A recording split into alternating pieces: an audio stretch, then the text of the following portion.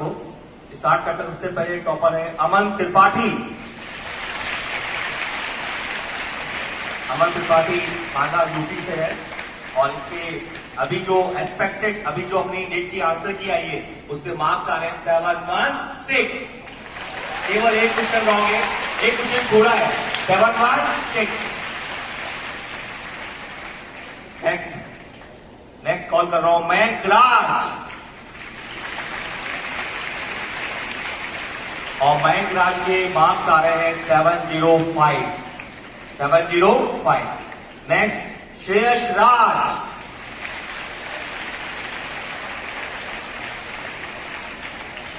श्रेयस राज के मार्क्स आ रहे हैं 705 और श्रेयस राज बोकारो से है। और श्रेयस पटनायक,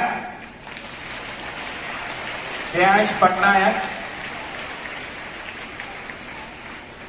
श्रेयस पटनायक नोएडा से है और इनके मार्क्स आ रहे हैं 705। तो ये एक्सपेक्टेड टॉपर्स हैं। अपन इनसे डिस्कस करेंगे कि कैसे इन्होंने अपना रूटीन रखा, कैसे पढ़ाई करी, ये सब डिस्कस करेंगे। तो सिंपली बस स्टार्ट करते हैं टॉपर्स टॉप। मैं चाहता हूं कि सबसे पहले स्टार्टिंग क्वेश्चन जो है वो योगेश मालव सर क्वेश्चन पूछना स्टार्ट करें। तो सबसे पहले मैं अमन से पूछना चाहूंगा कि क्या उनकी पढ़ाई के दौरान कभी कुछ तरह का डिस्ट्रैक्शन आया है या नहीं आया है? हाँ सर, डिस्ट्रैक्शन तो आया मुझे। आया है, ठीक है। तो आपने उसको ओवरकम करने के लिए क्या किया? सर मुझे ज्यादातर स्मार्टफोन में ज्यादा टाइम मैं स्पेंड करने लगा था अपना। मतलब ऐसे 10 मिनट के लिए ज्यादा, चलो 10 मिनट यूज करेंगे और फिर 10 मिनट के कब 1.5-2 घंटे हो जाते पता नहीं चलता था। तो ऐसे कुछ ज्यादा ही टाइम वेस्ट होने लगा था और मुझे ऐसा फील हुआ कि ये मेरी जो स्टडी है उसमें ज्यादा हिंड्रेंस हो रहा है इसकी वजह से। तो फिर मैंने ये बात पापा से बताई थी और पापा ने मुझे इसके लिए डांटा था कि ये फोन बंद कर दो चलाना। तो फिर मैंने फोन बंद कर दिया था ऐसे ज्यादा यूज करना। अब आप में से कितने लोग ऐसे हैं जो अब स्मार्टफोन उठाते हैं तो आपको लगता है शायद 5 या 10 मिनट बाद छोड़ देंगे, लेकिन वो आप तो छोड़ना चाहते हैं लेकिन वो आपको छोड़ता नहीं बहुत लंबे टाइम तक। तो ऐसे कितने लोगों के साथ होता है? तो आप जानते हैं कॉमन फिनोमिना है, लेकिन आप जानते हैं जिस तरह से इन्होंने ओवरकम किया, कोशिश कीजिए आप इसको ओवरकम करें। अब मैं सबसे पहले मयंक से पूछना चाहूंगा कि वो अपनी जो जर्नी है उसको ब्रीफ में एक बार सबको बता दें, बच्चों को ब्रीफ में बताएं। अच्छा, आप में से कितनों को लगता है टॉपर इनबॉर्न होते हैं? मतलब ये पूछना चाह रहे हैं कि बाई बर्थ टॉपर होते हैं, ऐसा कितने लोग मानते हैं? या टॉपर मेहनत से बन सकते हैं, ऐसा कितने लोग मानते हैं? ठीक है, अब मैं बोलिए। तो देखो, जैसे मैंने फर्स्ट टाइम नीट दिया था मेरे 395 आए थे, सेकेंड टाइम दी तो 587 थे और इस बार 705 है।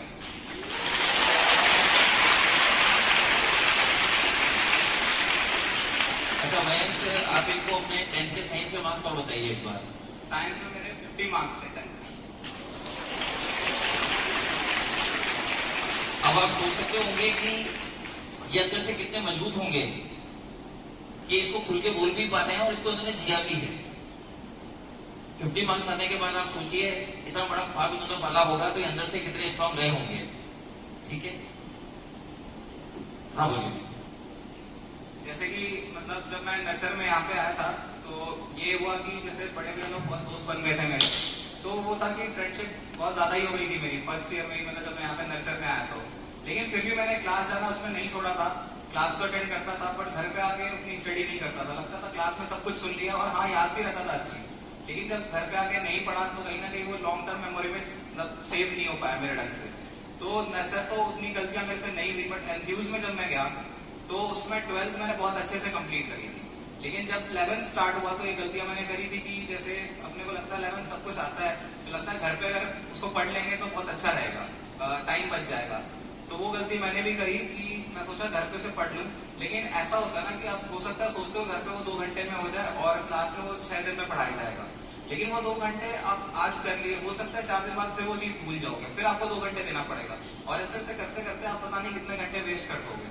उससे अच्छा क्लास अटेंड करो, क्योंकि क्लास में क्या होता है टीचर ये बताता है क्या इंपॉर्टेंट है क्या इंपॉर्टेंट नहीं है। इवन जैसे मेरे साथ कई बार ऐसा हुआ है, क्लास में टीचर बोला करते हैं, आपके सर बोलते होंगे जैसे कि बेटा ये क्वेश्चन एग्जाम में आ सकता है, इवन वो ऑप्शन तक बता देते हैं कि ये ऑप्शन होंगे आपको इसको टिक करना है, और ऐसा कई बार होता भी है। मेरे साथ तो खुद भी हुआ नहीं है। तब मुझे लगा कि यार क्लास करना चाहिए था, एग्जाम हॉल में बैठ के ये चीज रिग्रेट कर रहा था। और जब उसके अगले साल अचीवर में मैं आया तो जनरली कि उसमें मैं शुरुआत में क्लास किया था लेकिन वही था, उससे भी मेरी फ्रेंड सर्कल बहुत ज्यादा ही थी, मतलब घूमने पे ज्यादा ध्यान दिया करता था। और अगर पढ़ाई की बात करूँ तो जनरली मैं बड़े टॉपिक्स जो होते थे उसका क्लास किया करता था, जैसे इकोलॉजी हुआ या फिर रिएक्शन मैकेनिज्म हुआ। लेकिन जो छोटे छोटे टॉपिक्स थे, बायोमॉलिक्यूल्स, पॉलीमर, उनका क्लास छोड़ दिया करता था। लगता था कि कहीं ना कहीं वो इंपॉर्टेंट नहीं है, या फिर लगता था हो जाएगा एग्जाम में आएगा। तो जब मेरे एग्जाम में 587 आया, उसके बाद मैंने काउंट किए कि लगभग कितने क्वेश्चन आते हैं, तो आप लगभग समझ लो 100 से 200 मार्क्स के क्वेश्चन ये सब चैप्टर कैरी करते हैं, अगर बायोलॉजी के भी छोटे छोटे चैप्टर्स मिला लो तो। वो कहीं ना कहीं मैंने मिस आउट कर दिया था। मैं उस पर क्लास अटेंड किए थे और खुद भी लगा था कि हो जाएगा, बट नहीं हो पाया था। और इस बार मैंने उस पर बहुत ज्यादा फोकस किया, सिर्फ बड़े चैप्टर पे ही, छोटे चैप्टर्स पे ही फोकस करना रहता है। तो फिर इस बार फोकस किया था उस चीज के ऊपर। एक आखिरी बात बस ये कि इस तरह के सेशंस आपने अटेंड किए हैं? हाँ, किया करता था। वो लास्ट में बैठा करता था एकदम, मतलब कभी सीरियसली नहीं लिया था। बहुत रिग्रेट फील हुआ था पिछले साल मुझे कि जब सिलेक्शन नहीं हुआ था। तो उससे पहले तो बहुत मजे किए, लेकिन ठीक है, मजे मतलब करोगे उसमें तो कुछ नहीं लगता, लेकिन जब सिलेक्शन नहीं होता बहुत अफसोस होता है उस चीज का। तो वहां बैठ के क्या सोचते थे आप पीछे बैठ के? सोचता था मतलब क्या ही बोल रहे हैं लोग, लेकिन वो चीज बहुत दिक्कत की। मतलब आप सुनोगे तो कहीं ना कहीं आपको फायदा कर सकता है, कोई चीज आपके लिए बहुत ज्यादा इंपॉर्टेंट हो सकती है, कुछ ऐसा बोल जाए हम लोग। ठीक है, अब मयंक की बात मन में बता देता हूँ। मयंक इस समय क्या सोच रहा होगा? मयंक भी बोल रहा है शब्द, जो मयंक सोच रहा है शब्द मैं बोल देता हूँ, लेकिन जो मयंक सोच रहा है वो बोल देता हूँ। एक समय मैं वहां था, आज मैं यहाँ हूँ, वो भी एक दौर था, ये भी एक दौर था। और मैं ये चाहूंगा कि आपके लिए भी यही दौर आए। और आप जानते हैं आपके और मयंक के बीच में बहुत लंबा गैप नहीं है, 100-150 फीट का गैप है जो आसानी से क्रॉस किया जा सकता है। तो उम्मीद करूंगा कि आपके साथ भी ऐसा ही दौर आए कि आप अभी वहां हैं और अगले साल मास्टर करना भी जरूरी है। तो बच्चों ओवरऑल आपको फिजिक्स में और फिजिकल केमिस्ट्री में क्वेश्चन प्रैक्टिस करना है, बायो में एनसीईआरटी पूरा फॉलो करना है, इनऑर्गेनिक बॉडी ऑफ एनसीईआरटी को भी पढ़ना है। बेटा आपका सबसे वीक सब्जेक्ट कौन सा था? Bio bio, very good. आपके बायो में कितने मार्क्स आ रहे हैं? 355। यानी इनका एक क्वेश्चन रॉन्ग हुआ है। तो बच्चों आप अपने वीक सब्जेक्ट को स्ट्रॉन्ग कर सकते हैं, और आप कब कर पाएंगे? आप सिस्टम को फॉलो करेंगे, जिस हिसाब से बोला उसको आपको फॉलो करना है। चलो मैं इसी में एक क्वेश्चन पूछा जाता हूँ मयंक राज से। मयंक आपका कौन सा सब्जेक्ट सबसे वीक था? केमिस्ट्री मेरा सबसे वीक सब्जेक्ट था। और स्ट्रॉन्ग कौन सा था? 175। Strong physics. फिजिक्स स्ट्रॉन्ग था, केमिस्ट्री आपका वीक था। केमिस्ट्री में कितने मार्क्स आए आपके? केमिस्ट्री में कितने मार्क्स? 175। 175 वीक सब्जेक्ट का 175 मार्क्स आए। और इनका स्ट्रॉन्ग सब्जेक्ट है फिजिक्स, यानी नीट के स्टूडेंट्स का फिजिक्स अच्छा हो सकता है, आप भी अच्छा कर सकते हो। यस और नो? चलिए नेक्स्ट क्वेश्चन सर, नीरजन सर। तो मेरा अमन से क्वेश्चन है कि आप करंट यूनिट के साथ साथ बैक यूनिट्स को रिवाइज करने का कैसे प्लान करते थे? सर जैसे 3 हफ्तों का टाइम मिलता था हमें टेस्ट के लिए, माइनर टेस्ट में, तो पहले हफ्ते में तो मैं कोशिश करता था कि जो टॉपिक बहुत पहले पढ़ाए गए थे और वो टॉपिक टेस्ट में आने वाले हैं, तो उन्हें मैं सबसे पहले रिवाइज करता था। और उसके बाद फिर सेकेंड वीक में उसके बाद वाले टॉपिक रिवाइज करता था। और थर्ड वीक में जो भी टॉपिक बचे हुए थे और जो टॉपिक छूट गए हैं या जो अभी करंट में जो मुझे लगता है कि मुझे उन्हें और पढ़ना है, थर्ड वीक में जो भी बाकी होता था वो पूरा रिवाइज करता था मैं। तो बच्चों आपको भी करंट के साथ साथ बैकग्राउंड को रिवीजन का भी आपका प्लान परफेक्टली प्लान करते रहना चाहिए आपको। ये सेम क्वेश्चन मयंक से पूछना चाहता हूँ। जनरली जो बैक टॉपिक्स जो भी आते थे एग्जाम में, उसे मैं लास्ट वीक में कवर किया करता था। जो थर्ड वीक होता अपना, उसमें मैं मतलब 1 घंटे ज्यादा निकालता था। मतलब जो बैक टॉपिक्स होते उसके लिए जनरली मैं 6 आवर्स स्टडी करता था, लेकिन जब थर्ड वीक आता था मैं 1 घंटे और ज्यादा स्टडी करता था। कहीं ना कहीं मैं पहले आपको बता रखा था कि शॉर्ट नोट्स बनाना बहुत इंपॉर्टेंट रहता है, तो मैंने हर चैप्टर के लगभग शॉर्ट नोट्स बना रखे थे। तो 1 घंटे में इसलिए मेरे से वो कंप्लीट हो जाता था। तो कहीं ना कहीं आपको भी ना शॉर्ट नोट्स तो बनाना ही पड़ेगा। हर चीज आपकी ना बिल्कुल शुरुआत से डिपेंड करके चलती है कि आप शुरुआत से कितना अच्छा परफॉर्म कर रहे हैं। तो शॉर्ट नोट्स बनाना बहुत जरूरी होता है, जो बहुत ज्यादा काम आएगा जब बैक सिलेबस आपको मतलब रिवाइज करना होगा। तो बच्चों आप देख सकते हो दोनों के व्यूज अलग अलग हैं। अमन ने बोला कि फर्स्ट वीक में बैकग्राउंड को प्लान करता था, और मयंक ने बोला कि मैं लास्ट में करता था। तो वापस सेम चीज आ गई कि जो आपको सुटेबल लगता है आप उसको फॉलो करें, बट बैकग्राउंड को प्रॉपरली रिवाइज करें ताकि आपका अच्छा स्कोर आए टेस्ट में। मैं अमन से पूछना चाहूंगा कि नीट को क्वालिफाई करने के लिए क्या एनएल का जो स्टडी मटेरियल है वो सफिशिएंट है, या इसके अलावा और आपको रिक्वायरमेंट महसूस होती है? नहीं सर, मुझे तो यही लगता है कि जो एलन का पूरा स्टडी मटेरियल है वो मोर देन सफिशिएंट है नीट के लिए, और उसमें सारी टाइप के क्वेश्चन और मतलब क्वांटिटी और क्वालिटी दोनों ही क्वेश्चन की ज्यादा अच्छी होती है, तो हर टाइप के क्वेश्चन में मिल जाते हैं प्रैक्टिस के लिए। और यही क्वेश्चन का आंसर मैं दीजिएगा। जैसा मैंने ये गलती करी थी, मैंने बहुत सारे एक्स्ट्रा बुक सॉल्व किए थे जब मैं नक्सर में यहाँ पे आया था। तो एक चीज मैंने नोटिस करी, जब बहुत सारे अलग अलग बुक सॉल्व किए थे तो ये चीज देखने को मिला कि वैरायटीज ऑफ क्वेश्चन जो और बुक्स में हैं वो सारे अपने को पहले से ही एलन में मिलते हैं, और कई सारे क्वेश्चंस जो आप दूसरे बुक से करोगे वो एलन में पहले से ही है। और दूसरी चीज, कई बुक आपने भी अगर फॉलो करी हो तो आपको ये देखने को मिलेगा सेम वैरायटी ऑफ क्वेश्चन रहेगा, खाली न्यूमेरिकल डाटा चेंज रहता है और वो 10 क्वेश्चन में कन्वर्ट हो जाता है। आपको लगता है आपने 10 क्वेश्चन किया, बट आपने शायद एक ही चीज बस वहां से सीख पाओगे, एक ही वैरायटी ऑफ क्वेश्चन कर पाओगे, तो कहीं ना कहीं वो टाइम वेस्ट होता है। तो मैं कहूँगा आप एलन के बुक पे ही मतलब बिलीव रखिए। आप जानते हैं खास करके जो नीट में बायोलॉजी आती है उसके अंदर एनसीईआरटी का वेटेज बहुत ज्यादा होता है। तो मैं श्रेयस से पूछना चाहूंगा कि एलन के मॉड्यूल पढ़ने के बाद आपको एनसीईआरटी कम्पैक्ट होती है। अगर आप एनसीईआरटी को इनिशियल लेवल पर पढ़ेंगे तो डेफिनेटली इतना ग्रेस्प नहीं कर पाएंगे, क्योंकि उसका आपको पता है कंटेंट बहुत जो भी होगा उसके अंदर बहुत कम्पैक्ट होता है। तो अगर आपको उसको पहले एलेबोरेट पढ़ना है, एलेबोरेट फॉर्म में पढ़ना है, तो मैं ये पूछना चाहूंगा कि पहले आप एलन का मॉड्यूल पढ़ लेते हैं और उसके बाद जब नीट पढ़ते हैं तो एनसीईआरटी पढ़ते हैं तो कितना कंफर्टेबल जोन में होते हैं? सर ऐसे देखा जाए तो बायो में ऐसे बस लाइन टू लाइन याद करने से एनसीईआरटी की वो काफी नहीं है। कंसेप्ट्स को क्रिस्टल क्लियर होना पड़ेगा, और उसके लिए जो क्लास में सर पढ़ाते हैं और जो मॉड्यूल में कंटेंट है वो उसी के काम आता है कि कंसेप्ट ठीक हो। और उसके बाद एनसीईआरटी का ये यूज है कि जो कुछ क्वेश्चन ऐसे होते हैं जिसमें बस लाइन उठा के कुछ भी बिना तुक के सवाल दे दिया जाता है, उसमें बस एनसीईआरटी की लाइन याद करने से काम चलेगा।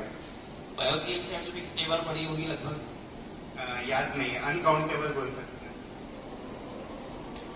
Very thank you. तो बात ये बच्चों की क्या स्ट्रेटजी लगी थी पेपर अटेंड करने की? जैसे मैं पहले बायोलॉजी अटेंड करता था, फिर केमिस्ट्री, फिर फिजिक्स। तो फिजिक्स में कुछ ऐसा था कि अगर मुझे जनरली ये आपने देखा होगा कि फर्स्ट क्वेश्चन से अगर आप स्टार्ट कर रहे हो तो जनरली वो टफ क्वेश्चंस होते हैं। शुरुआत के 5 क्वेश्चंस ऐसे होते हैं जो आपका कॉन्फिडेंस मतलब लो कर दे। कई बार ऐसा होता है, और उससे क्या होता है उसमें अटके रह जाते हो और आगे मूव ऑन नहीं करते हो। जनरली मैं ऐसा नहीं करता था, कभी फर्स्ट से स्टार्ट करता था और अगर लगता था वो टफ है मैं 45 नंबर से स्टार्ट करता था। और इवन जब मेरे कम मार्क्स आया करते, जब एवरेज स्टूडेंट था मैं, तो जनरली मैं कहीं से भी स्टार्ट करता था। कुल मिला के मुझे ये था कि 30 क्वेश्चन तक अटेम्प्ट करने थे। तो आप भी जैसे टारगेट रखिए इतना अटेम्प्ट करना, और अगर कहीं से भी आप स्टार्ट कीजिएगा रैंडमली तो आप उतने क्वेश्चन ढूंढ लीजिएगा, शायद उससे ज्यादा भी सही कर लीजिए और टाइम भी बचेगा उसमें। मेरे ख्याल से ये बहुत ही अप्रिशिएबल बात है। स्टूडेंट 705 मार्क्स ला रहा है और फिर फाइनली इतने स्टूडेंट सामने कह रहा है कि मैं एक एवरेज स्टूडेंट। त्रिपाठी से आप बताओ बच्चों, आप टेस्ट को कैसे अटेंड करते थे? सर मैं बायो से शुरू करता था, पहले बायो फिर केमिस्ट्री और उसके बाद फिर फिजिक्स ऐसे सॉल्व करता था, क्योंकि मुझे ऐसा लगता है कि बायो और केमिस्ट्री के जो क्वेश्चंस हैं वो जल्दी हो जाते हैं, तो फिजिक्स के लिए अच्छा टाइम मिल जाता था सॉल्व करने को। और मैं जब पेपर सॉल्व कर रहा होता था तो अगर मुझे ऐसा कोई क्वेश्चन लग रहा है कि इसकी कैलकुलेशन लेंदी होगी या वो क्वेश्चन एक बार में नहीं आता था मुझे, तो मैं उस क्वेश्चन को वहीं छोड़ देता था। और फिर जब एक बार पूरा पेपर सॉल्व करने के बाद जितने क्वेश्चन हो गए और जो क्वेश्चन नहीं होते थे उनको फिर दूसरे राउंड में सॉल्व करता था। मैं यही क्वेश्चन सेम क्वेश्चन श्रेयस से पूछना चाहूंगा। श्रेयस? हाँ सर, पेपर सॉल्विंग स्ट्रेटेजी में मैंने जब पहली बार मैं आया था तो मैंने अपने सीनियर्स वगैरह से पूछा कि कैसे सॉल्व करना चाहिए, किस ऑर्डर में पेपर सॉल्व करना चाहिए। उन्होंने यही बोला जो अमन ने कहा कि बायो सबसे पहले करो, फिर केमिस्ट्री करो, फिर फिजिक्स करो। उन्होंने बोला कि टाइम बचेगा इसलिए मैं ऐसे करता था पेपर। पर मेरे बायो मेरा उतना कुछ खास अच्छा था नहीं, तो मेरा कॉन्फिडेंस थोड़ा लो हो जाता था और उस वजह से फिजिक्स केमिस्ट्री भी खराब हो जाता था। तो मैं सोचा कि कुछ करता हूँ और अलग, तो एक्सपेरिमेंट करके पता चला कि केमिस्ट्री में मेरे सबसे ज्यादा मार्क्स आते हैं, इसलिए मैं केमिस्ट्री से स्टार्ट करता था। और उसके बाद केमिस्ट्री जब अच्छा हो जाता था तो लगता था कि आगे बायो और फिजिक्स भी इजी होने वाला है, तो उससे कॉन्फिडेंस लेवल बढ़ जाता था। बायो को प्रिपेयर करना है, तो मैं अमन से पूछना चाहता हूँ, इन्होंने इस साल फिजिक्स बायो कैसे प्रिपेयर किया कि उनके 716 मार्क्स आ रहे हैं?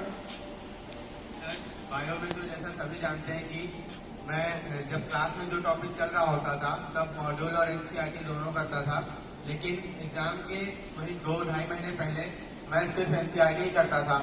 एनसीईआरटी को भी बार बार मैंने रिवाइज किया और जो मॉड्यूल के कुछ पॉइंट्स थे जो मुझे भूल जाते थे या जो इम्पोर्टेंट पॉइंट्स थे उन्हें एनसीईआरटी के साइड में ही लिख लेता था। और जैसे टेस्ट में जो क्वेश्चन मॉड्यूल से होते थे और वो मुझे नहीं याद होते थे या गलत होते थे क्वेश्चंस, उन क्वेश्चंस को भी मैं एनसीईआरटी के साइड में लिख लेता था ताकि लास्ट में जब मैं रिवाइज करूं तो मुझे सारी चीजें एक ही जगह पर मिले।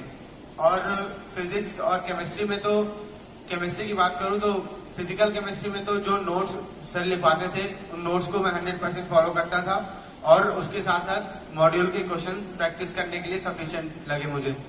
और उसके साथ साथ कुछ चैप्टर जो एनसीईआरटी के जो थ्योरेटिकल चैप्टर्स हैं जैसे सरफेस केमिस्ट्री, सॉलिड स्टेट और इलेक्ट्रोकेमिस्ट्री, ऐसे क्वेश्चंस को एनसीईआरटी से भी अच्छे से पढ़ा था मैंने। और ऑर्गेनिक और इनऑर्गेनिक में तो मॉड्यूल के नोट्स के साथ साथ जो एनसीईआरटी थी उसे भी मैंने 100% फॉलो किया और मॉड्यूल के क्वेश्चन प्रैक्टिस के लिए उसमें भी बहुत सफिशिएंट थे। और इसी तरह फिजिक्स में जो टॉपिक चल रहा होता था उसे तो पहले नोट से रिवाइज करता था मैं और उसके साथ साथ मॉड्यूल के क्वेश्चन सॉल्व करता था। और उसमें फिजिक्स में एनसीईआरटी के मैंने लास्ट में समरी और पॉइंट्स टू पॉन्डर भी पढ़े थे और उसके साथ साथ कुछ चैप्टर्स में जो एप्लीकेशन बेस्ड टॉपिक थे उन्हें भी मैंने अच्छे से पढ़ा था। जो डिवाइस वगैरह जो दिए होते हैं उन्हें भी एनसीईआरटी से रीड किया था मैंने। तो बच्चों, ओवरऑल आपको क्लास नोट्स को परफेक्टली पढ़ना है, पर साथ में आपको एनसीईआरटी को भी पढ़ना है। बायो आपको कैसे पढ़ना है, फिजिक्स या केमिस्ट्री कैसे पढ़ना है, तो आपको class notes plus NCERT module को पूरा फॉलो करना है। मैं अमन से पूछना चाहता हूँ, अमन आपका लास्ट से कौन सा सब्जेक्ट सबसे वीक था? सर लास्ट टाइम क्या इस बार भी मुझे सबसे वीक सब्जेक्ट जो मुझे लगता है वो बायो लगता है मुझे। मतलब इस बार इनका बायो सब्जेक्ट सबसे वीक था। अभी आपका नीट में बायो में कितने मार्क्स आ रहे हैं? 360। यानी इनका वीक सब्जेक्ट उन्होंने स्ट्रॉन्ग किया। बायो में 360 मार्क्स आ रहे हैं।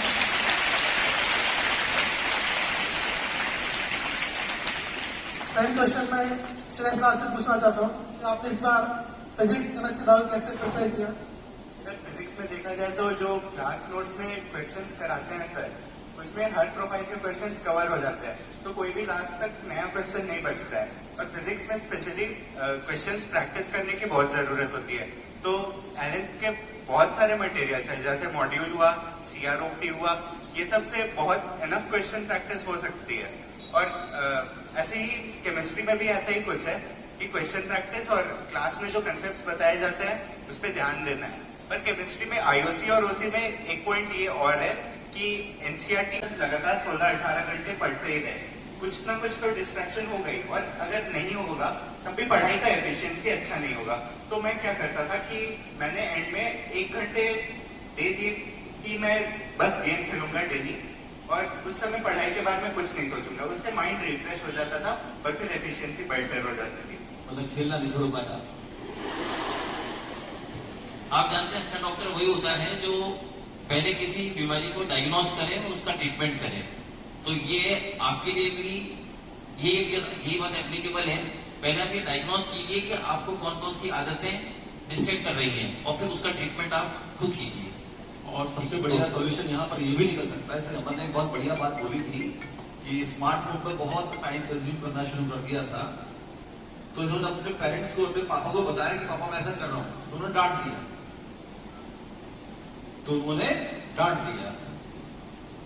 अपने पेरेंट्स की डांट खाना कितनों को अच्छा लगता है? हाथ में गुजरे एक बार, वाह वाह, बहुत बढ़िया, शानदार। ये बहुत बढ़िया बात होती है बेटा। ये इस पूरे जीवन में आपका जितना भी जीवन अभी तक हो गया है और जितना भी शेष अब बाकी है, इस पूरे जीवन में ऐसा कोई व्यक्तित्व जो आपका तिल बराबर भी बुरा नहीं चाह सकता, वो है आपके पेरेंट्स। वो है आपके पेरेंट्स। गलती करो ना तो बताओ उनको कि मैं गलती कर रहा हूं आजकल, ये गलती कर रही हूं मैं आजकल, बताइए उनको, खाइए ना और फील कीजिए हाउ लकी आई एम, मैं कितनी लकी हूं कि पेरेंट्स ने मुझे डांटा है आज, मुझे उस गलती से बचाने के लिए मुझे डांट दिया आज। और दूसरा नंबर किसी का हो सकता है तो वो है आपके टीचर्स। जब कभी भी गलतियां करते हो या सही रास्ता नहीं दिखता है तो शेयर कीजिए अपनी प्रॉब्लम्स अपने पेरेंट्स के साथ, अपने टीचर्स के साथ, उसे अप्रोप्रिएट सही सॉल्यूशन लीजिए, उस सॉल्यूशन को फिर फॉलो करने की कोशिश करिए। आप छुपाइए मत, बताइए अपने पेरेंट्स को।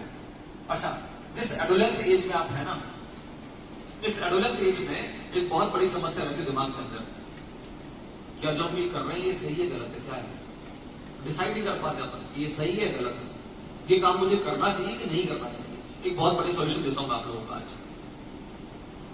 सॉल्यूशन सिर्फ इतना सा है कि खुद से पूछ लीजिए, एक बार खुद से पूछ लीजिए कि जो काम मैं करने जा रहा हूं या जा रही हूं, क्या ये चीज मैं अपने पेरेंट्स से शेयर कर सकती हूं?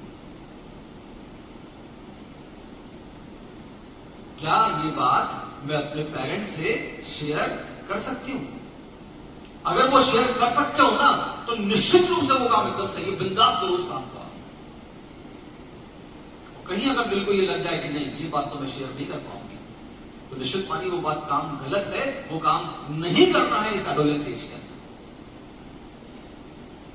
हेलो, समझ में आ रही कुछ बातें? तो उम्मीद करता हूं कि इस कॉन्सेप्ट को आप जरूर फॉलो करेंगे और